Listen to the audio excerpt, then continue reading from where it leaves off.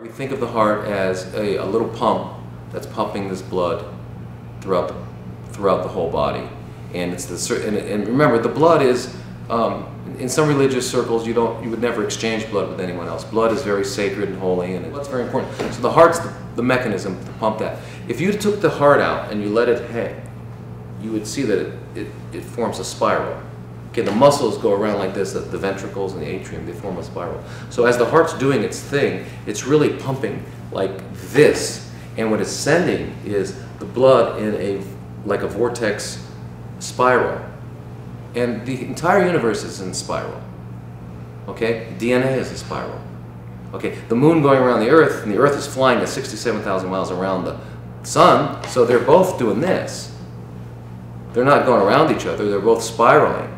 Okay, and then the sun and the Earth are flying at 868,000 miles throughout the Milky Way galaxy. And so the Earth is doing this around the sun. So everything is in a spiral motion. That's what motion is. That's the way it is. So the heart is the center piece of that sets up that spiral. It also therefore sets up the electromagnetic pulse, the current. That is probably the very center of the matrix that we are. Brain is kind of, again, like everyone knows Bruce Lipton's work, that the membranes are really more important than the DNA. The DNA is just the reproductive organ. The membrane's saying we need a protein over here, we need this over here. And it's the same way. The nervous system does a lot of stuff, but the heart is really the one that sets the tone. And so we know when someone meditates that their heart rate slows down. And not only slows down, each pump becomes more efficient. Okay?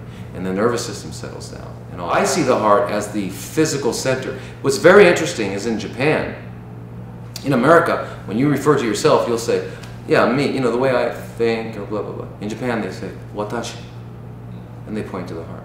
Okay, so I think that's the center of our electromagnetic pulse of who we are.